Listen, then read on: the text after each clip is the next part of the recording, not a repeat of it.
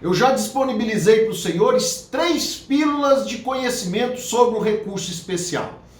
Quem ainda não viu, basta ir no meu Facebook, ou no meu Instagram, ou até no meu canal do YouTube, que está aí disponibilizado no vídeo para que você possa acessar e pegar desde o início, para ter uma sequência e compreender, enfim, esse recurso que tanto desafia o profissional do direito. Na primeira pílula nós falamos sobre a finalidade específica desse recurso que tem uma fundamentação vinculada. Na segunda pílula nós falamos sobre os embargos de declaração como forma de viabilizar o conhecimento do seu recurso especial sem se esbarrar no óbice da súmula 5 ou 7 do Superior Tribunal de Justiça. E na terceira pílula nós falamos também sobre os embargos de declaração, mas sob o viés de pré-questionar as matérias jurídicas, as questões jurídicas que você pretende, ou melhor, que você precisa que estejam enfrentadas pelo Tribunal de Justiça para poder viabilizar o conhecimento do seu recurso especial. Hoje nós falaremos quando esses embargos de declaração forem rejeitados, ou seja, quando você estiver diante de uma negativa do Tribunal Estadual ou do Tribunal Regional de responder seus embargos de declaração. Melhor dizendo, quando nós estivermos diante de uma negativa de prestação jurisdicional. É o nosso assunto hoje da pílula. Como eu disse na primeira pílula, o recurso especial é um recurso de fundamentação vinculada.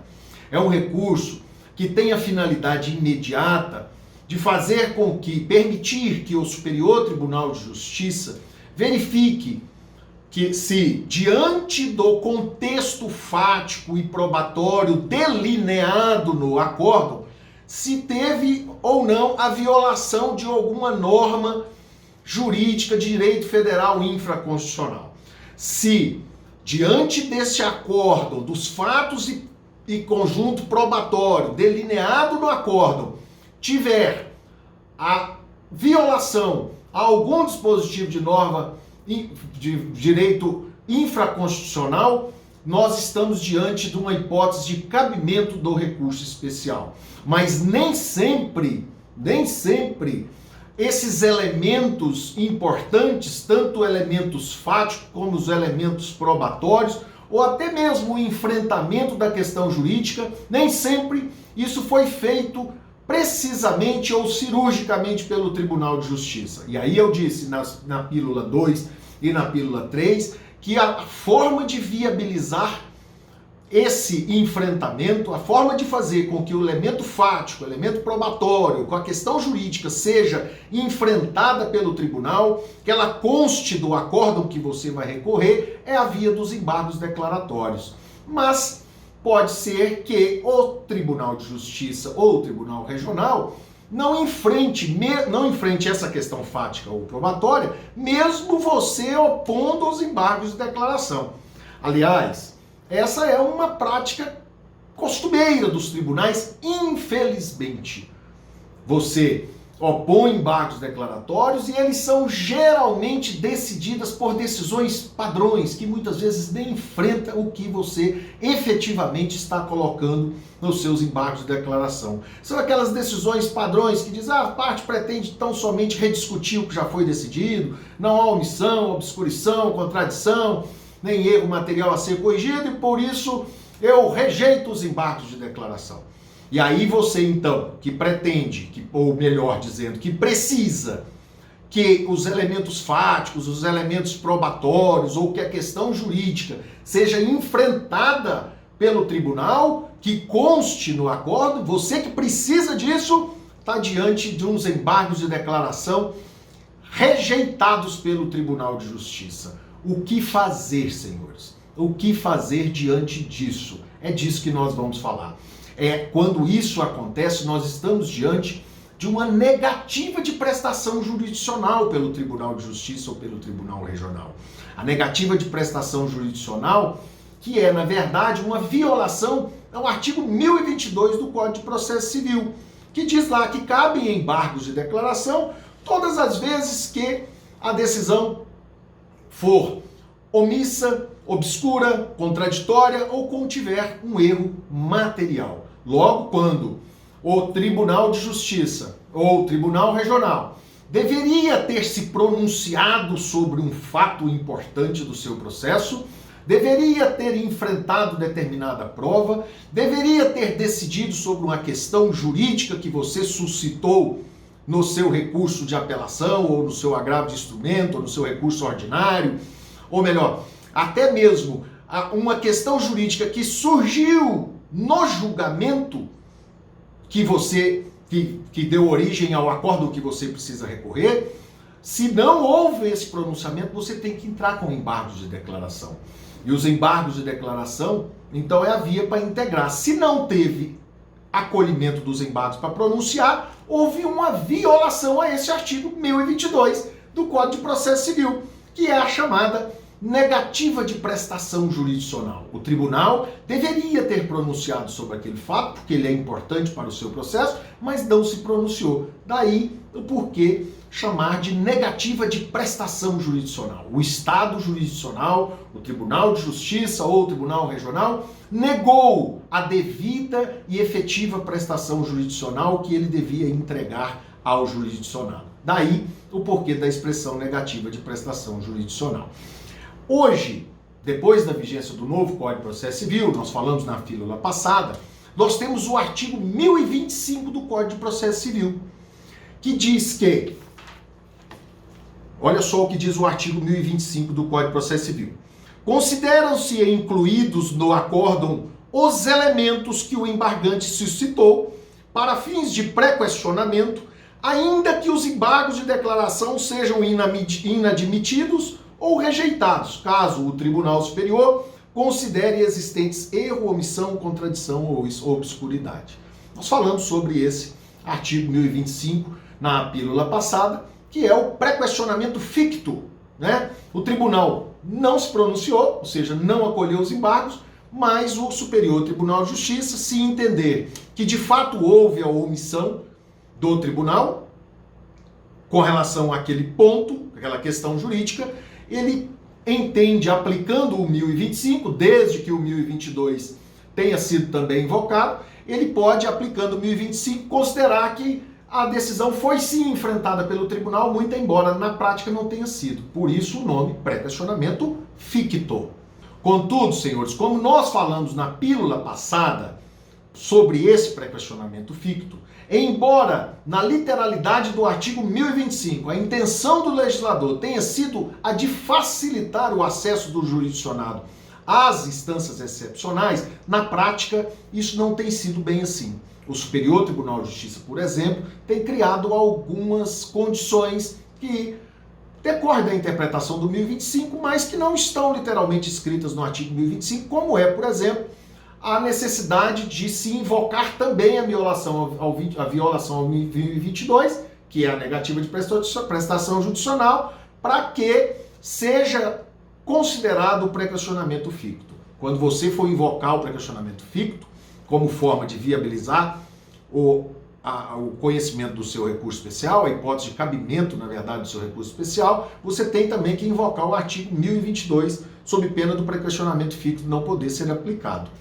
Agora, tem uma outra questão jurídica que ainda não foi solucionada pela doutrina e pela jurisprudência, que tem relação ao que são exatamente esses elementos que passam a integrar o acórdão quando a parte lança mão dos embargos de declaração e eles são rejeitados, mas fica caracterizado com a omissão, obscuridade, contradição ou omissão do Tribunal de Justiça.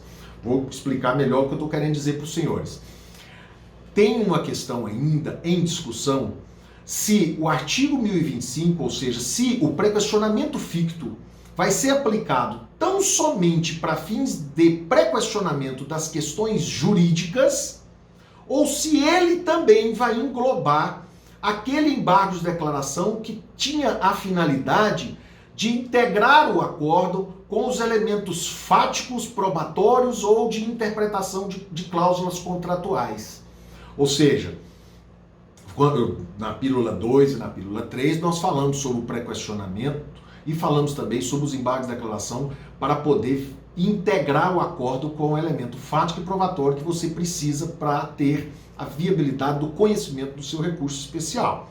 Isso quer dizer que os embargos de declaração servem tanto para o pré-questionamento, que tem relação com o enfrentamento da questão jurídica que você precisa ver trabalhada em seu recurso especial, como também para integrar o acórdão com relação aos elementos fáticos, probatórios ou de cláusulas contratuais que você precisa trabalhar para que seu recurso especial seja chamado. Isso tem uma distinção, isso tem uma diferença.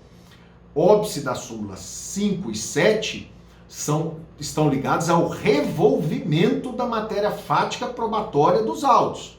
Isso é diferente de pré-questionamento, porque o pré-questionamento é a necessidade do tribunal ter se pronunciado sobre a questão jurídica que você vai trazer.